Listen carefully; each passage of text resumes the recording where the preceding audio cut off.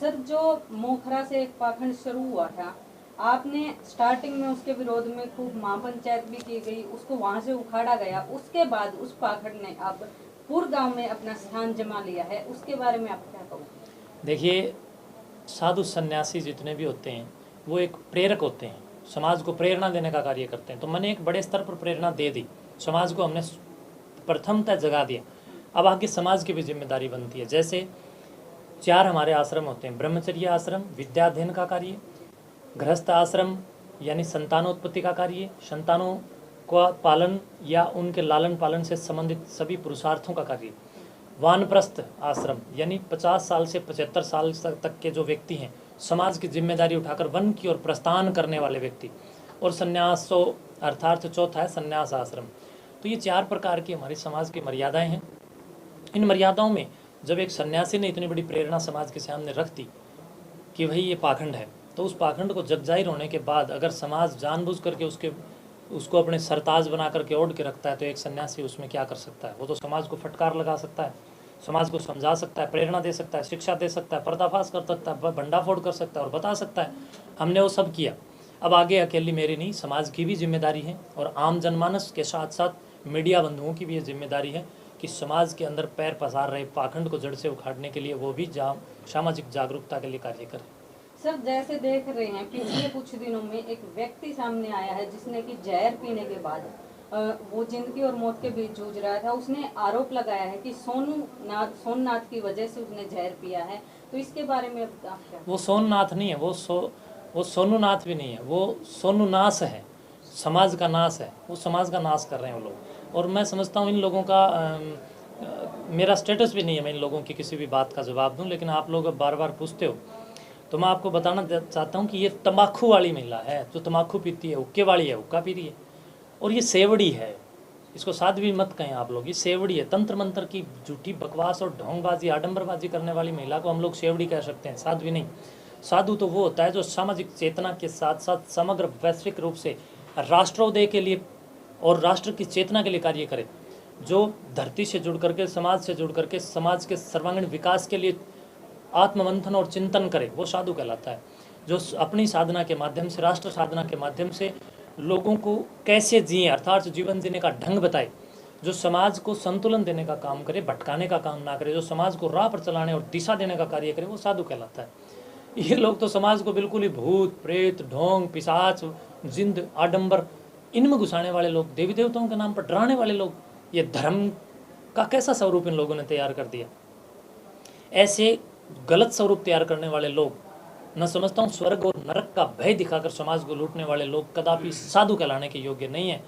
बल्कि इन लोगों को आप कैमरामैन अर्थात आप यूट्यूब और मीडिया वाले लोग गलती से साधु या साध्वी कह करके जब पुकार देते हैं, तो आम जनमानस आप लोगों से प्रेरित होकर के, यूट्यूबों से प्रेरित होकर के इनको साधु समझने लग जाती है। जैसे निर्मल बाबा गृहस्थी था, लेकिन बाबा बाबा कह के साधु के रूप में उनको समाज के सामने प्रतिष्ठित कर दिया और इस ढोंग ने निर्मल बाबा को पूज दिया। रामपाल गृहस्थी था, आसाराम गृहस्थी था, निर्मल के साथ साथ में ये राम रहीम भी गृहस्थी था, सब बाल बच्चेदार लोग थे। मीडिया ने इनको बाबा बना के समाज के सामने प्रतिष्ठित करने का कार्य कर दिया। आम जनता इनको बाबा समझने लग गई। साधु शादीशुदा नहीं होते, साधु किसी भी प्रकार से मैं समझता हूँ इस प्रकार के ढकोंसलों को जन्म देने वाले नहीं होते हैं। आप हमारे साधुओं को देखिए, नाथ संप्रदाय के योगी गुरु गोरक्षनाथ जी के जीवन प्रक्रिया पर और गुरु गोरक्षनाथ जी महाराज के पद चिन्हों पर चलते हुए गुरु गोरक्षनाथ जी की गोरक्षवाणी, गोरक्ष पद, सिद्ध सिद्धांत पद्धति ग्रंथ या अनन्य हजारों गोरक्षकृत ग्रंथों के ऊपर जीवन चलने और चलाने वाले लोग हमारे साधु हैं। वो ऐसे ढोंगों में समाज को लूटने की कदापि कोई भी मनसा नहीं रखते हैं। तो आप लोग भी समाज को इस प्रकार के गंदे और लफंगे टाइप लोगों के साधु बना करके, उनका नाम साधु बोल करके या साध्वी बोल करके समाज के सामने ना रखें। अन्यथा मैं समझता हूँ आपके इस यूट्यूबों के माध्यम से और प्रत्येक सोशल मीडिया मंच के माध्यम से दिग्भ्रमित हुआ व्यक्ति जब इन लोगों के पास इनको साधु समझ करके जाएगा, तो वो अपनी जेब कटवा करके आएगा और मैं समझता हूँ कि वो उसके अंदर साधु विचार करके आएगा कि ये साधु है, लेकिन वो साधु नहीं है। ये वो लोग हैं जैसे खेत के अंदर कोई भी फसल बोते हैं, उसी फसल के बिल्कुल समकक्ष एक पौधा उगता है। जैसे आप चावल की फसल में देख सकते हैं, एक चावल जैसा पौधा उगता है, बड़ा होने पर पता चलता है उसको क्या बोलते हैं? भी चावल में उगता है एक चावल जैसा, चावल में एक चावल जैसा उगता है ना, खरपतवार होती है, सेम चावल गेहूं में उगता है गेहूं जैसा। तो ये साधुओं के अंदर भी एक फोटो स्टेट है। लोग पुलिस की वर्दी पहन करके भी समाज को लूटने का काम करते हैं। रावण ने तो भगवा पहन करके सीता को भी उठा लिया था, क्या रावण भी बाबा जी था? तो इसी प्रकार के ये पाखंडी हैं जो समाज को लूटने का काम कर रहे हैं। इनको समझें, इनको जानें। सर अगर देखें तो मोखरा का एक लड़का जो मतलब वहीं से उसका चेला बन के रह रहा था, अब 3-4 महीने से उसके विरोध में है। देखिए और जैसे मैं ही बताता विरोध हूँ, किया मेरे है, बारे में बात आती है, मैं बताता हूँ, मुझे उसके बारे में नॉलेज है। एक लड़का गांवपुर जिला भिवानी का है जो इसी का अपना एक निकटवर्ती चेला था और इसको वहाँ पर ला करके बसाने वाला था, अमित कुमार। उसको किसी भी बात में इनकी बिगड़ गई तो उसको जान से मारने की धमकी और गंदी गंदी अश्लील गालियाँ जो कि कानों से, मैं समझता हूँ किसी भी प्रकार से कर्णप्रिय नहीं हो सकती, कानों में सुनने लायक है ही नहीं। उन गंदी गंदी गालियों के द्वारा उस बच्चे को उसने फ़ोन करके आच्छादित किया और वो बच्चा इतना परेशान हो गया, वो जो लड़का है वो उसकी गालियों से और उसकी धमकी से डर गया और डरते बेचारे ने देखा भी या तो ये मार देगी, ये नहीं मारेगी तो इसके गुर्गे मुझे मारेंगे, इससे अच्छा मैं इस वो सल्पास क्या होता है वो जहर उसने खा लिया, उसने मरने का प्रयास किया। और उसके साथ साथ में एक मोखरा गांव का लड़का है सूरज, उस सूरज ने उसकी पूरी की पूरी तह और पूरी की पूरी पड़ताल, पूरी की पूरी इसके ये जितनी समाज के सामने है इसके पीछे क्या है वो सारे पर्दे उसने उखाड़ने का काम किया। अब उसको भी धमकियां पर धमकियां दी जा सर रही हैं। सुनने में आया है जो सूरज नाम के लड़के की आप बात कर रहे हो उसके ऊपर चोरी का इल्जाम लगाया गया। वो इल्ज़ाम झूठे लगाए गए। अब जो भी इससे दूर होकर के जाता है उस पर ये इल्ज़ाम लगा देती है कि इसने ये चोरी की, इसने ये चोरी की। अगर इसके पास ऐसा कोई प्रूफ है तो उसको वायरल करें कि लड़के ने उसने चोरी की। जिसको उस लड़के ने साफ तौर पर मीडिया के सामने ये कहा है कि मैंने इस पुच्छाड़ी, तंबाकू वाली या ये जो सेवड़ी महिला है इसको मैंने किसी जेंट्स के साथ कुछ शारीरिक तौर पर गलत करते हुए देख लिया, कुछ समाज के विपरीत कथनी में या करनी में या ढंग में या कुछ अमर्यादित हिसाब में उसने उसका ऑन द स्पॉट देख करके दर्शन किया। तो उसी समय से वो सेवड़ी उस सूरज के खिलाफ हो गई और अब सूरज को दबाने की कोशिश कर रहे हैं। लेकिन सूरज तो सूरज होता है ना, जब उदय होता है तो अंधेरे को छांट देता है। मैं उस सूरज से भी यही कहूँगा, सूरज तो सूर्य की तरह उदय हो गया है ना। अब किसी से डरना नहीं, कोई भय नहीं रखना, बल्कि समाज के सर्वांगीणता के लिए और समाज के सुंदर समावेश के लिए और समाज के सुंदर भविष्य के लिए अब तू तेरी किरणों का प्रकाश कर और तेरे अंदर जो भी इस पाखंड के खिलाफ तेरे पास जो भी प्रमाणित पुष्टता है वो समाज के सामने रख ताकि ये दुष्टता धराशायी हो। और रही बात अमित की, अमित एक बेचारा गरीब परिवार का लड़का है और ये गुंडी इसने लगभग ये मानिए कि 40,000 रुपये महीना का वहाँ जिस जगह पर ये रहती है, क्यों गुंडागर्दी करने वाले गुंडे होंगे और क्या कहूँगा मैं उनके लिए, विचार करने की कोई बात नहीं हो सकती है। स्वतंत्र मंच के माध्यम से मैं इस बात को रख सकता हूँ। तो एक जगह जिसको 40,000 रुपये इस पर किराया दे रही है, जो 40,000 रुपये महीने का किराया कहाँ से आ रहा है, जनता को किन किन विकल्पों के माध्यम से भ्रमित करके वो उतना पैसा लूटा जा रहा है, जिसमें से 40,000 तो केवल किराए के रूप में ये दे रही है, बाकी लगभग एक महीने में 8 से 10 लाख रुपए की ये लूट कर रही है। और पहले देखो ना आप, पहले देखो 2-2 बोतल शराब से गोरखनाथ राजी होता था, अब 1 बोतल से ही गोरखनाथ राजी हो रहा है। पहले गोरखनाथ के ऊपर ये 2 सिगरेट की डब्बी लेती थी, अब केवल 2 सिगरेटों में गोरखनाथ राजी हो रहा है। हमारे दबाव से और हमारे समाज को जगाने के कारण इसने अपने ढोंग में लेकर के 2-2 बोतलों को अंदर एक बोतल को गप करने का या अंदर गिटकने का जो काम करती थी। मैं समझता हूँ कि अब समाज के दबाव से और समाज की जागरूकता के कारण ये पाखंडन, तम्बाकू वाली और हुक्के वाली, बीड़ी वाली, सेवड़ी ने अब वो सब उनकी मात्राएं भी कम कर दी और अभी भी देवी देवता राजी हैं। अगर ये देवता पहले ही इतनी मात्रा में राजी थे तो उससे पहले ही तुमने 2-2 क्यों किए? यहाँ लालच स्वतः सिद्ध हो जाता है, यहाँ पाखंड स्वतः सिद्ध हो जाता है, यहाँ झूठ स्वतः सिद्ध हो जाता है। सर ऐसा क्या है कि वहाँ पर लोग एम्बुलेंस लेकर पहुँच गए थे मरीजों को लेकर, कि जिस प्रकार से कहा था कि इलाज होता है, ये होता है, तो लोग एम्बुलेंस तक पहुँच गए थे जी लेकर। देखिए, जींद के पूर्व और दक्षिण के बीच में एक गांव पड़ता है रोहतक रोड पर, किनाना गांव में एक व्यक्ति ने एक ढोंग चलाया कि भी मैं डबल पैसे करके देता हूँ। उसके वहाँ बहुत भीड़ हुई और लोग मानने को तैयार नहीं हुए, लोग लालच में अंधे हो गए। और जब वो माल उसने अच्छा बंद कर, भीड़ तो उसके वहाँ भी थी। ये वही समाज है जो वहाँ जा रहा है, जो कुछ दिनों पहले बड़म्बा गाँव के अंदर भी पैसे डबल करवाने के चक्कर में लूट पिट के आया था। ये वही समाज है जो कुछ दिनों पहले किनाना गांव के अंदर भी 500 करोड़ का गबन, 700 करोड़ का गबन वहां पर हुआ था। उस 700 करोड़ के गबनकर्ता से लूट-पीट के आए थे। ये वही लोग हैं जो कुछ दिन पहले पंचकुला में एक व्यक्ति ने 1000 करोड़ का गबन किया और समाज को डबल पैसे देने के लालच में लेकर के वो बहुत बड़ा एक लूट मचा करके भाग गया। तो ये वही समाज है जो इन पाखंडियों के और इन लालचों के अंदर धंस करके जगह जगह से लूट करके आ रहा है। इनकी भीड़ को देख करके कदापि ये अंदाज ना लगाया जाए कि जहाँ भीड़ है वहाँ कोई भगवान है।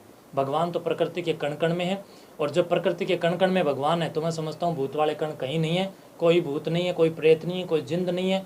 परमात्मा की व्यवस्था, परमात्मा की स्थिति बिल्कुल सर्वतः सिद्ध है। इसके सिवाय दूसरा कोई यहाँ पर ढोंग नहीं है। जो एम्बुलेंस लेकर के जाने वाले लोग हैं, उन लोगों के वो कौन लोग हैं? वो आपने कहा ना एम्बुलेंस लेकर के, सैनिवास वाले ढोंगी से ढोंग के आडंबर से लोग शिकार में फंस करके, उसके चंगुल में फंस करके अभी 2-4 महीने पहले यहाँ नारनौंद के पास एक गांव है, पत्रकार का गांव है वो, तो उस गांव के राथल गांव है। राथल गांव के कुछ महिलाएं एक गाड़ी किराया करके सैनिवास गई, वहाँ झाड़ा लगवा करके आई तो नारनौंद के समीपवर्ती वो आई तो वो गाड़ी एक्सीडेंट हो गई। 3 महिलाएं तुरंत प्रभाव से वहाँ मौके पर प्राणांत हो गया उनका। तो इन पाखंडियों ने पूर्व सूचना उनको क्यों नहीं दी अगर इनके पास ऐसी कोई शक्ति थी? वो लोग कौन हैं जो इन लोगों के पास एम्बुलेंसों में जा रहे हैं? हमारे कोथ गाँव के लोग एम्बुलेंसों में वहाँ गए और वो बिल्कुल घर भी नहीं पहुँचे, वो एक्सपायर हो गए, अस्पतालों के अंदर एक्सपायर हो गए।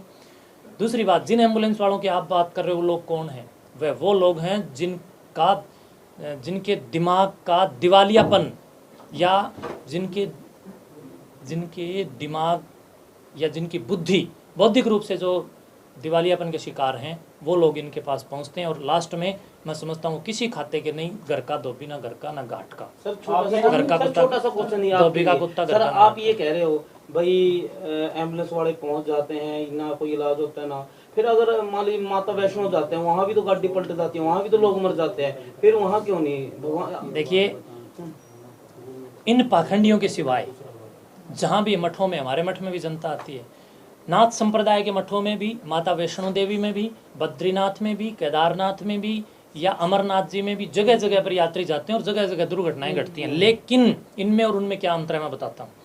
ये लोग तो दावा करके बुलाते हैं। वैष्णो देवी में कोई दावा करके बुलाता है क्या? क्या वहाँ पर कोई ये इंटरव्यू देता है बिल्कुल मेरे झाड़े से ये हो गया, मेरे से? हमारे नाथ संप्रदाय का कोई साधु या किसी भी वैष्णो माता या अनन्य किसी भी देवी देवताओं के बड़े बड़े मठों, मंदिरों या प्रतिष्ठित संस्थाओं के मंचों पर बैठ करके किसी भी प्रकार का कोई दावा करके जनता को बिल्कुल नहीं बुलाया जाता है। बल्कि सैनिवास के अंदर, पुर गाँव के अंदर या अनन्य गाँव के अंदर जो पुच्छा वाले और ये सेवड़े और सेवड़ियाँ जो बैठी हैं, ये दावा करके बुलाती हैं कि भाई, अब जैसे बागेश्वर धाम वाले हैं मध्य प्रदेश के अंदर, कितना बड़ा ढोंग उस व्यक्ति ने वहाँ पर फैला रखा है। ये ढोंगी लोग जो दावा करके बुलाते हैं, कल देख सकते हैं आप, वाराणसी उत्तर प्रदेश के अंदर उसकी कथा चल रही थी और उसकी कथा के बाहर, पंडाल के बिल्कुल बाहर, कम से कम सैकड़ों की संख्या में लोग वहाँ टॉयलेट कर रहे थे, वहाँ पर लेटरिन बाथरूम कर रहे थे। पंडाल के भीतर बैठे हुए त्रिकालदर्शी को पंडाल के बाहर हो रही इस मैं समझता हूँ संविधान विरोधी कार्य, खुले में शौच आदि, ये तो हमारे कानून के विरुद्ध है, वो दिखाई नहीं दे रहा। दूसरी बात, कुछ दिनों पहले उसकी कथा के अंदर एक लेडीज जाती है और पूरा ऐसे ऐसे सिर हिलाती है और बोलती है मेरे अंदर ऊपरी छाया ये है वो है। लेकिन वो जब ऐसा ढोंग कर रही है और बीच में वो फिसल करके या जैसे तैसे गिर जाती है, उसका हाथ टूट जाता है। हाथ टूटते ही भूत गायब, हाथ टूटते ही उसके अंदर आने वाली आत्मा गायब।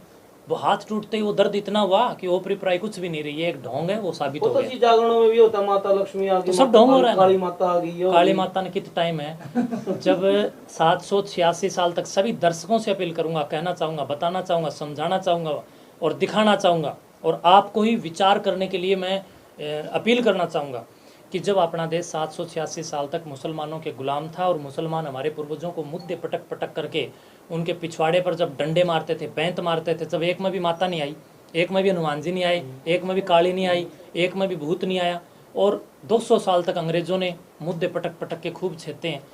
दिल्ली के दरबारों से लेकर के राज्य जहाँ पर बसे हुए हैं अभी, इन सभी जगहों पर हमारे पूर्वजों को कितने विदेशी आक्रांताओं के द्वारा किन किन मौत और बेढंगी जीवन दिनचर्या जीने के लिए बाधित किया गया। एक में भी काली पीली धोली लाल माता वारली भितरली हनुमान कुछ भी नहीं आया। उस समय ज़्यादा ज़रूरत थी ना, जब गुलामी का कालखंड था, विपरीत स्थितियाँ थी, विदेशी आक्रांताओं का यहाँ जलजला दबदबा और मारकाट थी, जब हनुमान जी की ज़्यादा ज़रूरत थी कि नहीं थी। लेकिन लोगों की थाली में जब अब रोटड़ी खा के जब टुकड़ा बचने लग गया, अब लोगों में माता आ रही है। कैसे जांच करें किस में माता आएगी? आप, मैं आपको बताना चाहता हूँ एक बार, कैसे जांच करोगे कि किसी के अंदर माता आई हुई? जिसमें माता आई हुई हो, सभी दर्शकों से कहना चाहूँगा, अगर आपके आसपास किसी में माता आने की कोई बात हो रही हो तो उसको पकड़ो और नज़दीकी किसी भी चिड़ियाघर में ले जाओ, वहाँ शेर होता है। अगर उसमें माता होगी तो वो शेर पर चढ़ जाएगी पिंजरा कूद के, वरना शेर ना तो उस पर चढ़ना ही चढ़ना है। दूसरी बात, जो लोग कहते हैं मेरे अंदर हनुमान जी आगे, बालाजी आगे, ऐसे ऐसे करते हैं, पहली बात तो बालाजी कोई स्प्रिंग को नहीं जो तेरे अंदर आ गया और तू ऐसे करने लग गया, सही बात है। और दूसरी बात, अगर किसी के अंदर हनुमान जी आते हैं और वो ऐसे ऐसे करता है तो भाई तू ऐसे ऐसे नीचे छात से कूद, कोई दिक्कत नहीं। लेकिन हनुमान जी महाराज के बारे में हमने ये सुना है, जाना है, पढ़ा है पुराणों के अंदर। पौराणिक लोग और पौराणिक सृष्टि के जो लोग हैं वो ये बात मानते हैं कि हनुमान जी पहाड़ लेके उठते थे। तो जिस आदमी में हनुमान जी आते हैं उसको किसी नज़दीकी पहाड़ के पास ले जाएं और कहें इस हनुमान जी पहाड़ लेके उठते थे, तेर में आ रहे हैं, मौका पड़े है तो शाम वाले पहाड़ को उठा के कोथ में कर दे। भाई क्या दिक्कत है, हमने भी पहाड़ के पत्थर की आवश्यकता है, भी पहाड़ लेके उठ जाए या पहाड़ उठा के दिखा दे, जब तो हम मान जाएंगे। तू आज तक हनुमान जी महाराज ने कभी किसी को झाड़ा नहीं लगाया। आपने रामायण देखी होगी, किसी को हनुमान जी ने झाड़ा लगाया? राम जी ने झाड़ा लगाया? किसी और देवी देवताओं ने झाड़े फूंक करी, ये तंत्र विद्या करी? नहीं ना। कृष्ण जी ने झाड़ा लगाया? महाभारत देखो, कुछ भी नहीं किया ना।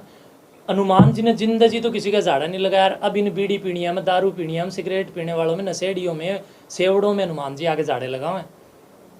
ये कितनी तुच्छता और नकली बातें हैं, समाज को भ्रमित करने के सिवाय ये और कोई कुछ भी नहीं है। इन लोगों की जांच करें और इनकी जो ये झूठी चौकी लगाते हैं ना, कोई गोरखनाथ की चौकी लगाता है, कोई हनुमान जी की चौकी लगाता है, इन चौकियों की शिकायत पुलिस चौकी में करा दो। जब पुलिस वाले इनका जूत मारा ना, तब एक में भी कुछ नहीं पांदा। जो देवी देवताओं के आने का वो ढोंसला करते हैं ना, जब पुलिस के डंडे पड़ते हैं, जब एक में कोई देवता या भूत प्रेत मिलता ही नहीं। आपने इस मामले में ढोंग पाखंड ऐसा बताया, हो सकता है आपकी बात बिल्कुल सत्य हो और हो भी सकता है, लेकिन अगर थोड़ा सा दूसरी तरफ देखा जाए, ये महिला जो है ये शराब छुड़वाने का काम करती है, क्या आपको नहीं लगता कि वो काम तो कम से कम अच्छा करे? आज तक एक की भी शराब नहीं छूटी। आप ओरिजिनल शराब को, ओरिजिनल जो शराब होती है वो किसी भी व्यक्ति को पिलाओगे तो भीतर तक फूंक देती है वो, बिना पानी मिलाए। और उस उस जहर को CH3COOH, ये एक ऐसा एल्कोहल है ये, और ये एल्कोहल जब भीतर पेवर जाएगा कई दिन तक, तो वैसे भी आदमी का पीने को मन नहीं करे। 15-20 दिन तो पिया ही नहीं जाए। जो पेवर दारू पिएगा 15-20 दिन जब तक उसका जी नहीं करता पीने के लिए, वो बेचारे साधारण और भोली भाली जनता, साधारण बुद्धि की जो है, वो सोचती है मेरी दारू छूट गई। 15-20 दिन में किसी यूट्यूब पर बयान दे देते हैं कि मैंने दारू छोड़ दी, मैंने दारू छोड़ दी। 1.5-2 महीने में फिर वह ठेक के आगे सुते पाँव, कम से कम हज़ारों मेरे संपर्क में। तो ये केवल एक झूठ है। दारू छुड़ाने के नाम पर लोगों की वहाँ भीड़ जमा करके उनकी जेबों पर डाका डालना इन लोगों का मकसद है। समाज जागे, मैं समझता हूँ, तब इन लोगों का ये पाखंड और इन लोगों का जो ये बिजनेस है ये वहाँ से पुरगांव से भी जरूर भागे। आपने जी एक ऑडियो का जिक्र किया अमित, और जो आपने सोमनाथ बताया उसके, लेकिन उस ऑडियो में जो लेडीज की आवाज है, कुछ लोग कह रहे कि ये सोमनाथ साध्वी की है, लेकिन वो खुद इस बात से मुकर रही है कि ये आवाज मेरी नहीं है। ये झूठ है। मैं आपको बताऊं, अगर कोई भी किसी भी प्रकार का दावा मैं मेरे फ़ोन में करता हूं, मान लीजिए मैं ये कहूं कि मेरे फ़ोन के अंदर मैंने रिकॉर्डिंग की है, उसी प्रकार वो लड़का दावा कर रहा है कि मैंने रिकॉर्डिंग की है, उसके फ़ोन में आप उस रिकॉर्डेड टाइम को नोट करें, उस टाइम को देखें। दूसरी बात ये, उसके फ़ोन को लेकर के फॉरेंसिक लैब के अंदर भेजें, आप लेबोरेटरी टेस्ट कराएं। और जिसको, या फिर वो जो सेवड़ी है, क्या नाम है वो, शशि उर्फ सोनू नास, और तमाकू वाली, हुक्के वाली, हुक्का पियक्कड़ महिला, उस हुक्का पियक्कड़ महिला को चाहिए कि अगर वो निर्दोष है तो उसके फ़ोन की एक विशेष तौर पर कंप्लेन पुलिस को दे करके जांच कराए, उस रिकॉर्डिंग की स्वयं जांच करवाए, और मधुबन के अंदर जांच होकर के आ जाएगी, पता चल जाएगा।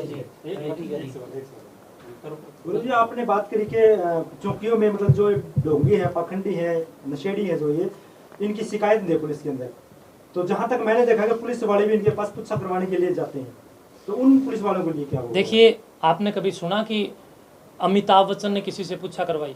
नहीं ना। कभी सुना सचिन तेंदुलकर ने पूछा करवाई? ये पूछा जो है ना, वो साधारण बुद्धि के लोग करवाते हैं। पुलिस में जो भर्ती होते हैं निचले लेवल के ऊपर 10वीं 12वीं वाले ही भर्ती हैं, उनकी बुद्धि, सभी तो पुलिसकर्मी गंदे नहीं हैं, सभी पुलिसकर्मी IAS या IPS अधिकारी हैं, सभी तो गंदे नहीं हैं। मान लो कोई DC है, कोई SDM है, कोई SP है, सारे भ्रष्ट नहीं है ना। अगर नीचे वाले लोग जो सिर्फ सिपाही तक सीमित है, हो सकता है उनकी बुद्धि आगे विकसित हो जाएगी, वो आईपीएस भी बनेगा। लेकिन जो बस अपना जीवन एक सिपाही तक ही रखना चाहे, उसकी बुद्धि मंजी नहीं है, तो वो आईपीएस कैसे बन जाएगा। और अगर इस प्रकार का कोई एक पुलिस वाला जा करके वहाँ बैठ गया तो इसका मतलब आप पूरी पुलिस फोर्स को इस कटघरे में खड़ा नहीं कर सकते। डीजीपी साहब वहाँ बैठे, आप उनको शिकायत कराएं, या आप आईजी साहब को शिकायत करें, आप डीआईजी साहब को शिकायत करें, एसएसपी एसपी को शिकायत करें, बड़े स्तर के अधिकारियों को शिकायत करें। वो तो इन पाखंडियों के पास झाड़े लगवाने नहीं आ रहे। तो इसलिए एक आध कोई चला भी जाता है, हर घर के अंदर इस पाखंड ने अपनी जड़ें जमा रखी हैं। तो उन घरों के अंदर से निकल के लोग पुलिस में लगते हैं, उन्हीं से निकल के लोग फौज में लगते हैं, उन्हीं से निकल के लोग हर प्रकार के सब्जेक्टों में जाते हैं। तो इसलिए मैं समझता हूँ कि ऐसे लोगों की शिकायत आप ऊंचे पदों पर बैठे हुए अधिकारियों के पास करें।